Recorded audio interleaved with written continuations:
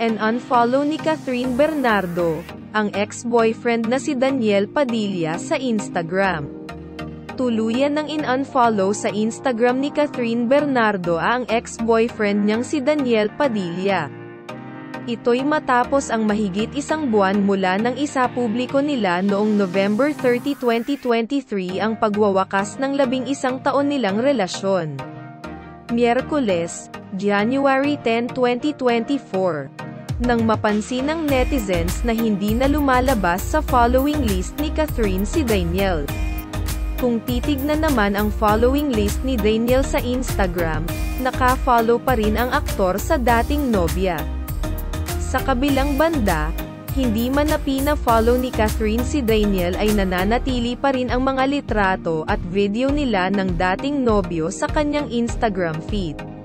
Noong January 6, huling naispatan ng publiko si Catherine at Daniel na magkasama nang parehas silang dumalo sa kasal ng malapit nilang kaibigan na sina Robby Domingo at Meika Pineda sa Bulacan. Ngunit bago ito, ilang big events na rin ang dinaluhan nila ng magkasama. Kabilang narito ang ABS-CBN Christmas Special noong December 4, at Asian Artist Awards noong December 14, 2023.